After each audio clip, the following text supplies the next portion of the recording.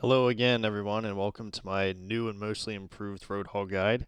Since the last guide, Hog has received a few changes, mostly reversions to his previous state as he was in Overwatch 1 with his two types of fire.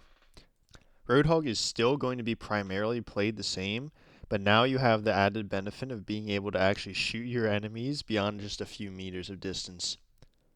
While the removal of Pigpen may make some one-shot combos harder to execute and may make your pressure against certain tanks worse, the reversion back to the two modes of fire allow you to use your alternate fire to great use at medium-ish ranges.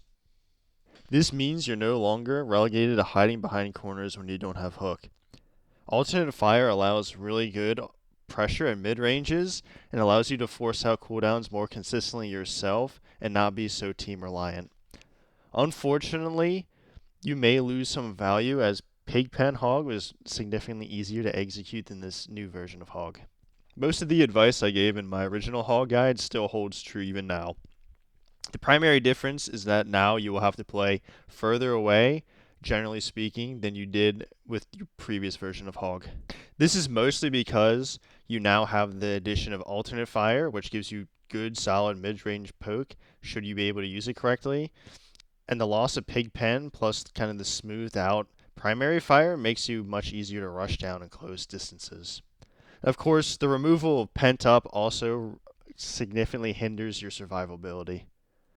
Even more so than the previous patch Hog, Hog is a poke hero now. More distinctly, he's an angle control hero that really needs him and his team to take angles to win the match. As an example, this is a select attack strategy for a Roadhog team comp on King's Row first.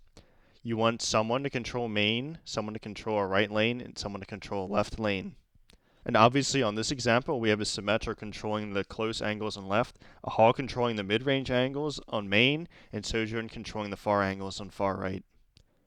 Once you and your teammates are all in position, there is nowhere for the enemy team to successfully play on point without being in someone's line of fire, so someone is guaranteed to get value here. Hog is absolutely strongest when people don't know exactly when he's going to peak. And when people take proper positioning around Roadhog, it can be actually impossible to successfully contest objectives if everyone's pressuring at the right time. This is obviously a sample team composition for Roadhog. Hog generally wants teammates that are at least semi-independent and that also are pretty consistent in their ability to hold angles so that he can work whatever angle he's playing. He definitely works best with poke characters along the lines of Sojourn and Tracer, but other characters can work quite well with Hog. Generally speaking, close range brawl heroes are quite poor choices to play with Hog. Thanks to Hog's semi-recent re-dework, his primary and secondary fire are now split again, and this grants him much more flexibility on the battlefield. Thanks to the partial reversion, Hog now has his primary and alternate fire back. Both fire modes have the same damage potential, although obviously his new alternate fire explodes at 10 meters, by default of course. It is worth mentioning that if the alternate fire connects with an opponent before it detonates, it still has its crit multiplier, but it does significantly reduce damage. Sweet spotting with Hog's alternate fire is quite critical in becoming good with this character. Fortunately, all of Hog's original hook techniques still remain consistent from his previous iteration. This means you can still pull people around corners and jump to people on high ground, among other things. As a brief introduction to anyone wondering how to execute these techniques, or as a reminder to anyone that needs a refresher, make sure that you are executing whatever input you're trying to accomplish after the hook is being reeled in. For example, when you go for a turn tech, you want to make sure you are turning your crosshair as the hook is being reeled in. Doing it too early will cause the turn technique to fail more often than not. The same can be said about jump hooks. Make sure the target is being reeled in, or else they will not gain the full height. It is worth mentioning that you can displace people to the opposite side of a corner, and then to the corner that you intend to bring them around, by first bringing your mouse, of course, to the opposite side of the corner you intend to bring them around, and then to the correct side. This helps people round corners more easily, where otherwise they may get stuck on some sort of map geometry. As a brief aside, There are other techniques you can do with Hog, but these aren't really that important for the vast majority of scenarios. Things like the slingshot and such are all executed the same as the other techniques, as in you input whatever you're desiring to do as the hook is being reeled in, but mastering the first techniques are by far more important. As before, you're still wanting to put yourself in a position where you can use your hook as often as possible. This obviously has not changed from the previous iteration of Roadhog. Take a Breather remains unchanged as well. This is your only tanking ability for the most part, and you should only use it when you expect or are actively coming under a lot of sustained fire and when you move from cover to cover. Of course, there are occasional use cases where you can use it during downtime when you would rather your supports deal damage instead of healing you, but generally you want to be saving most of this ability to take sustained fire, large bursts of damage, cooldowns, or to cross between cover. As before, it's definitely worth mentioning that Take a Breather's damage reduction still applies even if you are antied. Especially now with the loss of Pent Up, it's very important not to waste Breather for insignificant amounts of damage. Just let your supports heal you if you're not taking too much fire. It's also worth mentioning that, of course, Hog can be stunned out of Take a Breather, which will absolutely nuke your survivability. Whole Hog also remains unchanged.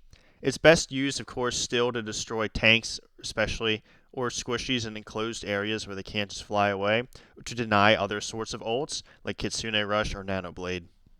Of course, there are other use cases, such as pushing people off points to guarantee a cap for your own team, or to deny a cap for the enemy team.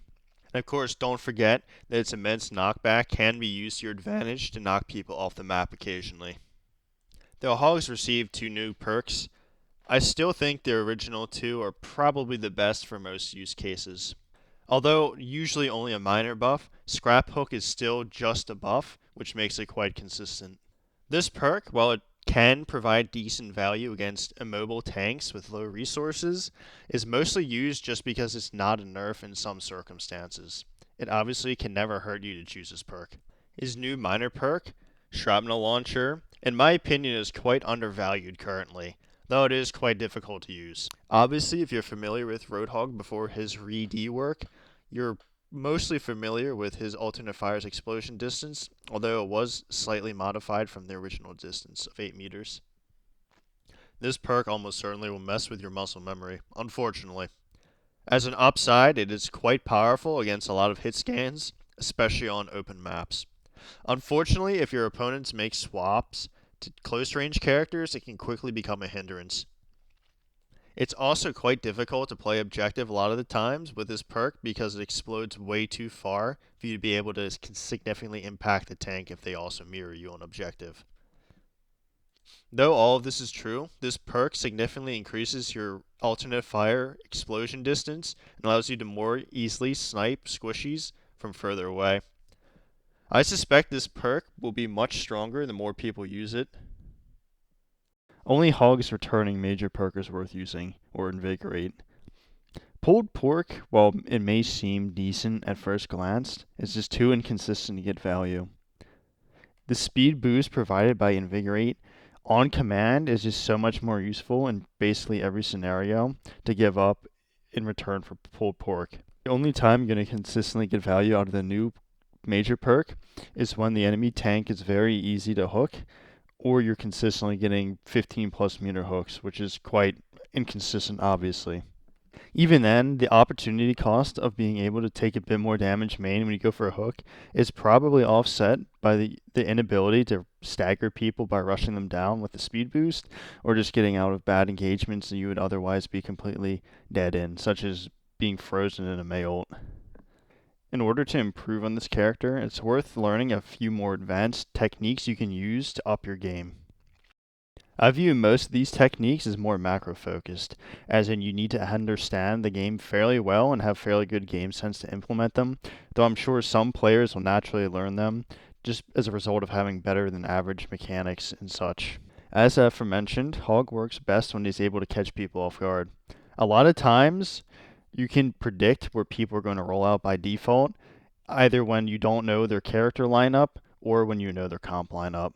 Just by having good crosshair placement and pre-aiming positions where you expect people to be, either at the start of games or as the game's evolving, you can often catch people off guard. For example, I'll wait for people to commit to an angle during an early team fight. For example, the Mog is left, the Trace is right, so I know the backline is going to be positioned approximately where I throw the pre-hook, and I just happen to hit the Freya. Chances are they'd have a DPS position there. I didn't expect both supports to be positioned there, but regardless, there's a high probability of someone being there just due to the nature of the fight.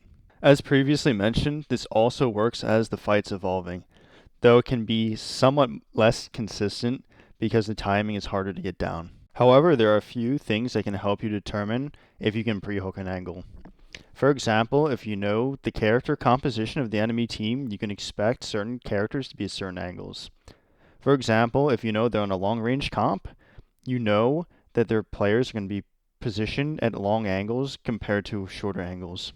Real time, you can also use cues such as projectiles emanating from guns as well as audio cues to determine where characters are coming from. In this example, I noticed that Torbjorn's projectiles are coming from the left, and I predict that he's in spawn. Unfortunately, I messed up the kill confirm, but I'm sure you can see this works more often than not should you use context clues to help. Even with the botch mechanics, I managed to predict where he's going to be set up again and go for another play, which forces out even more cooldowns. It's worth mentioning that sometimes your hooks do not need to result in one shot to get value on Hog. Although here I do end up getting the kill anyways, because they no longer had Suzu to save the Torb. It's also worth mentioning that I was consistently changing my angle from the Torb every single time.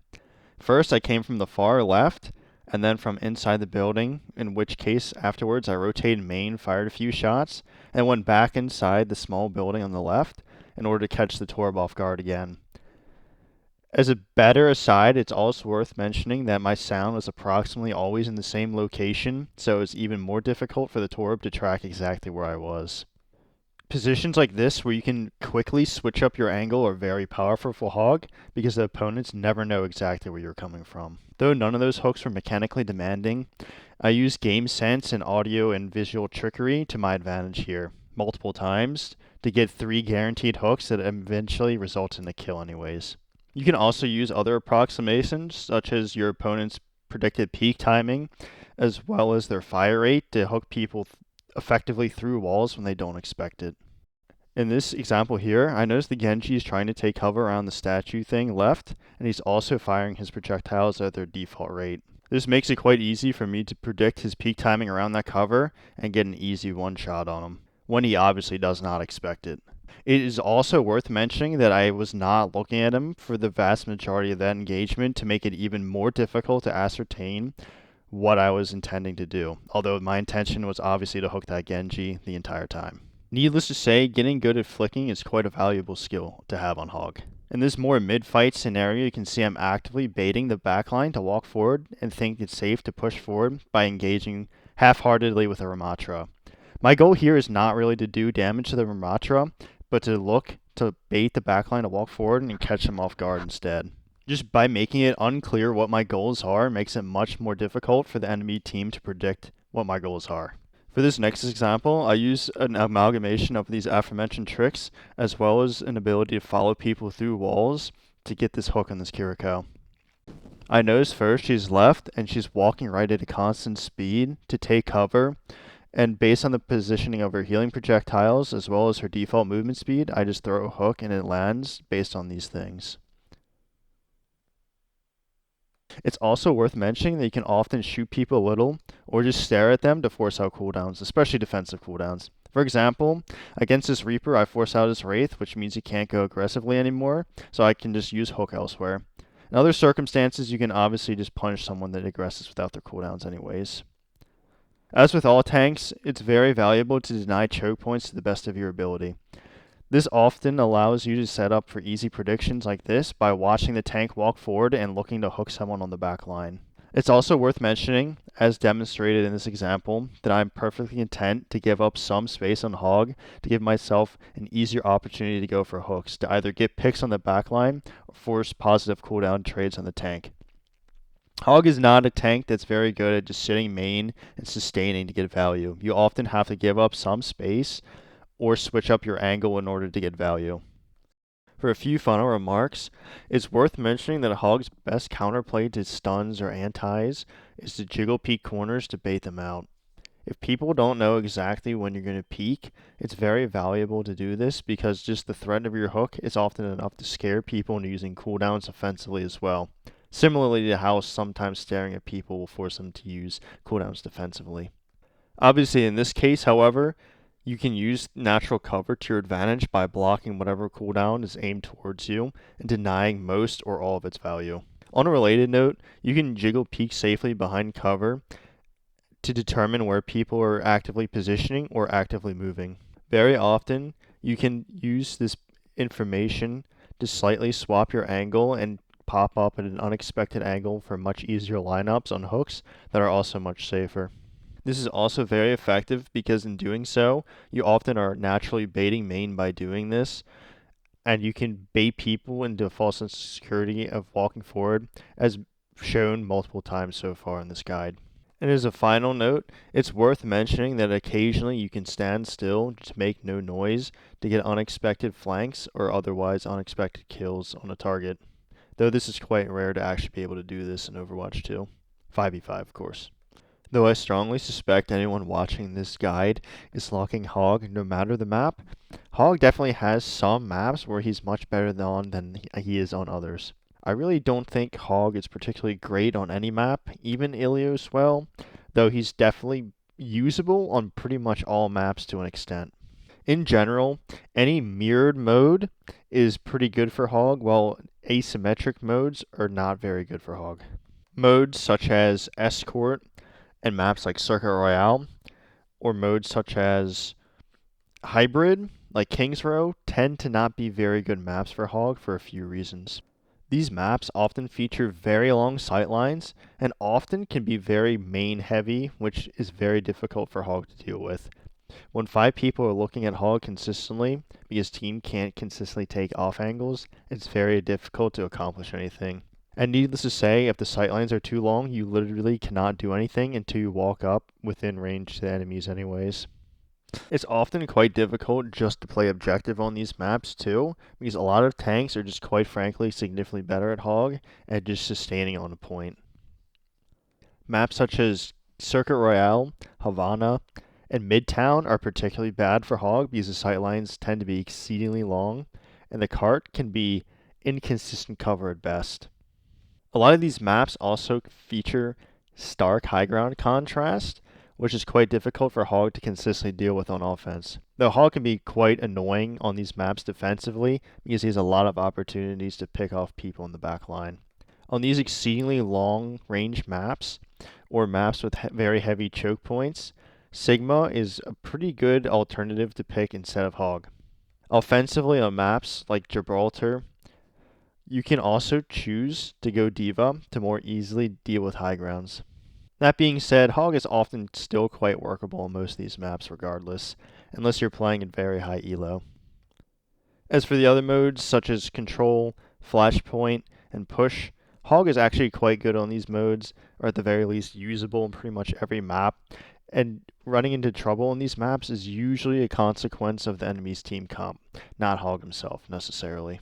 A few select areas on these maps may be somewhat difficult for Hog to deal with, such as Busan Sanctuary or Lijiang Control Center, because they are too open or too enclosed respectively. But usually, Hog is not a problem on these maps. As a good general rule, as long as there are no very enclosed, long and narrow choke points, a good mixture of sightline lengths, and multiple quick off angles, Hog is pretty viable on any map. With the introduction of hero bans, Hog can become much stronger should you choose the right hero bans. As a good general rule, Orisa and Ana are both good bans to pick, though you can also decide to use your teammates' picks to increase the chances annoying characters for you will be banned as well, should they also be voting for them. As an overview, I will give 3 choices per role that you should be looking to ban. The first choice listed is a good hero to ban, regardless of what your teammates choose to ban. Hopefully they'll follow your choice. The remaining 2 characters are good to ban Should you be struggling with him in particular, or should your teammates also be voting for this character to ban? For tank, Orisa is definitely the most optimal choice to ban. Though Zarya and Malga in particular also can be annoying to deal with and are worth banning. Orisa obviously has 3 ways to counter your hook, and she can also be quite annoying in the amount of damage she deals. She's pretty much a problem regardless of what the enemy team is using. Zarya and Malga both are in a tricky situation where unless their team comp is quite good, they're quite easy to deal with. I should clarify that though they might not be super easy to deal with, there are definitely a lot of ways to outplay them because they don't have as many strengths into your kit neutrally that Orisa has. Zarya, for example, is quite easy to kill even if she still has a bubble left, and Malga is quite an easy hook target, and he can be poked out quite consistently with right click. For DPS bans, Freya is always a good choice.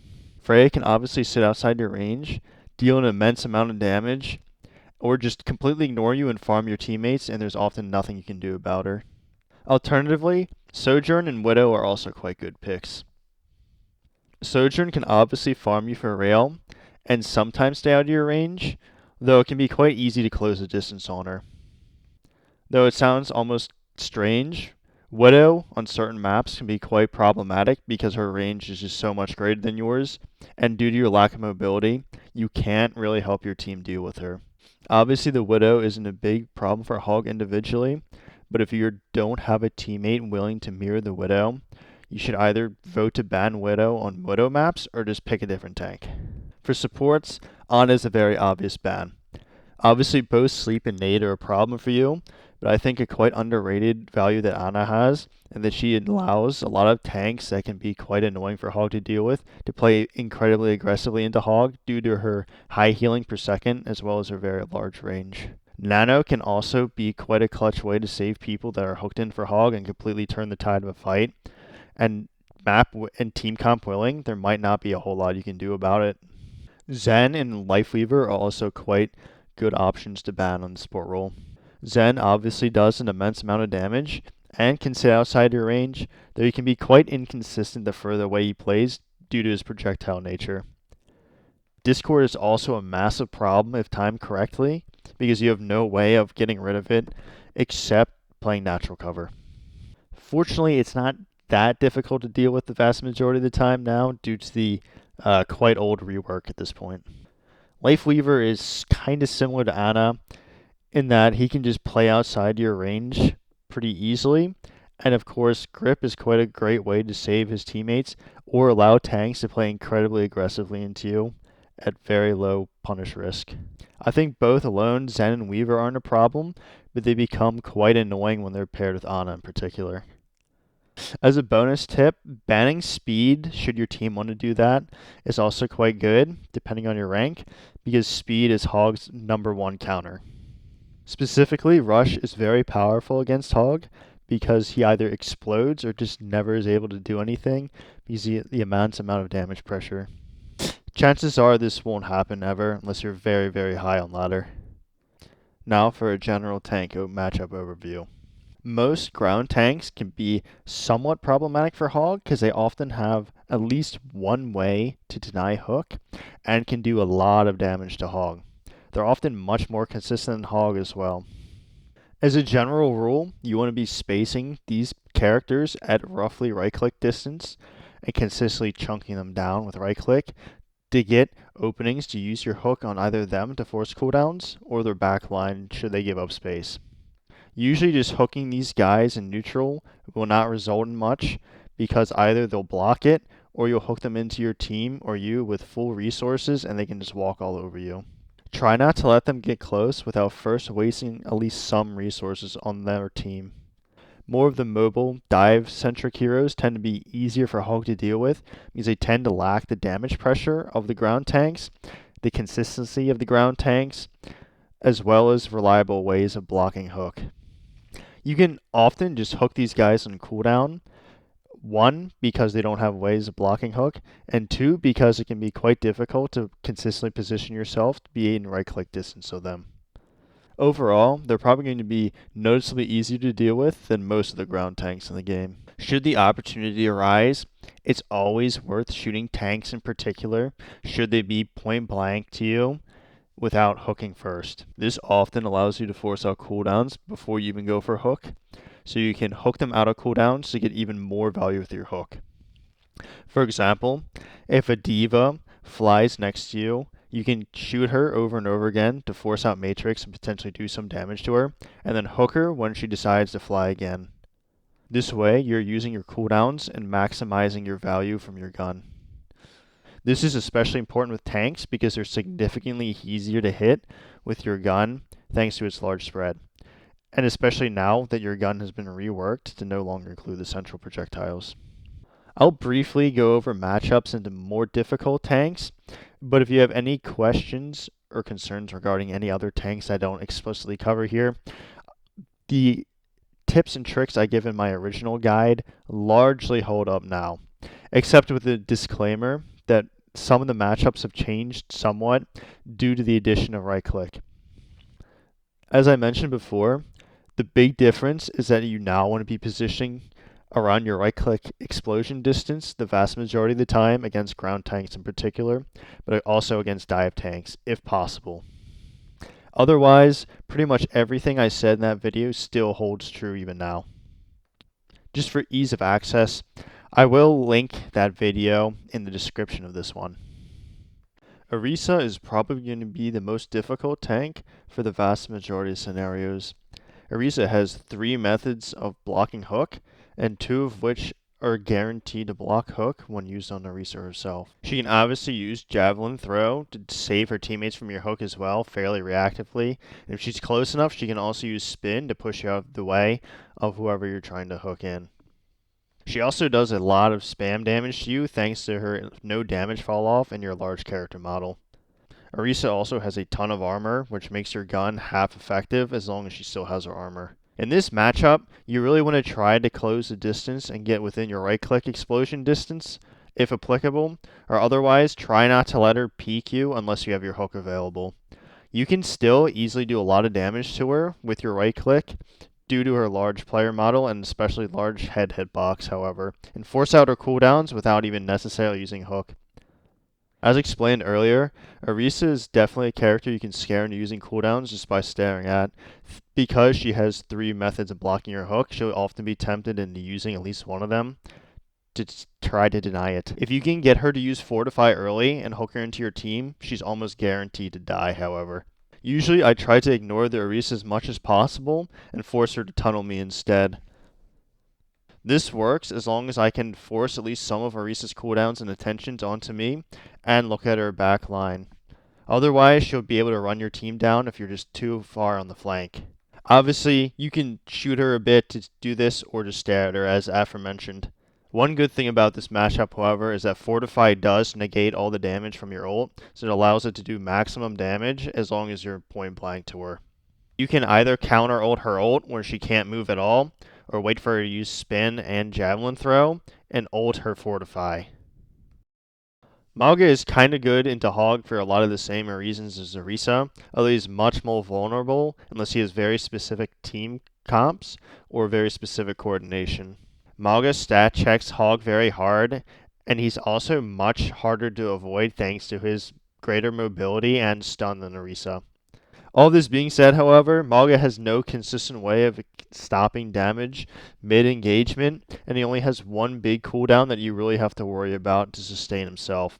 If you can bait out Cardiac Overdrive and just hook him away from his team, he's almost guaranteed to die, or at least take a ton of damage and a ton of resources running away with his overrun. If you have specific team members, such as Ana or Zen, you can often just pull him into your team and blow him up regardless of what cooldowns he has.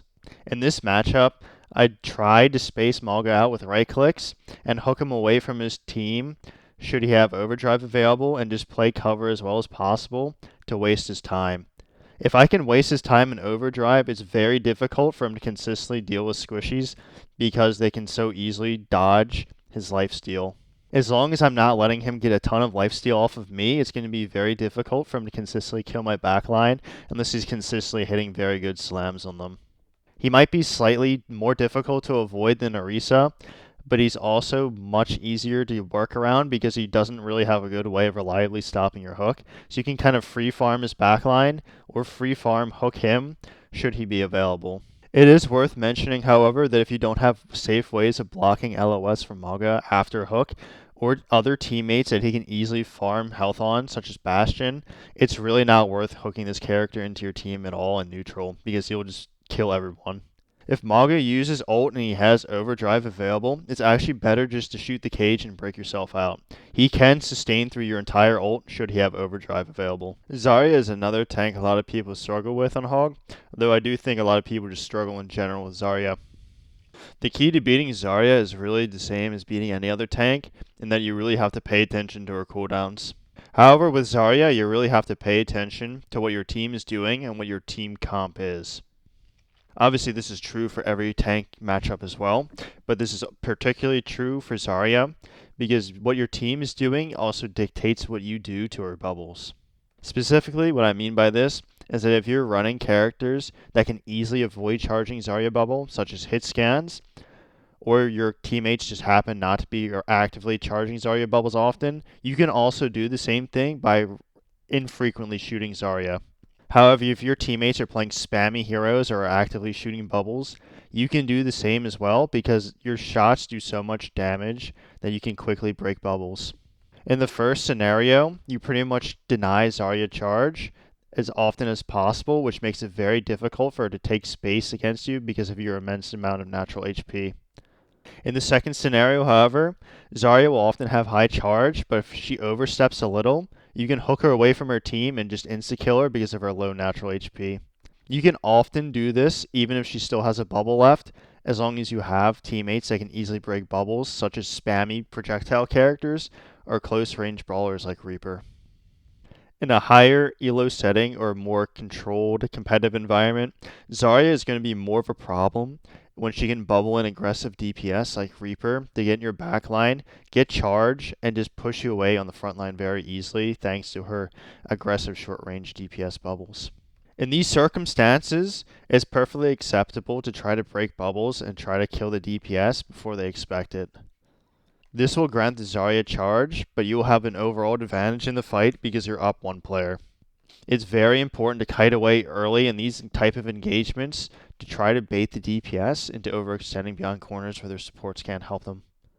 Depending on the exact specifics of the fight as well, you can also just hard push the Zarya when she's doing this because she's going to have significantly less bubbles for herself, which makes her much less tanky as a result. All of this is obviously very contextual and also dependent on what your team is doing and what cooldowns they have as well.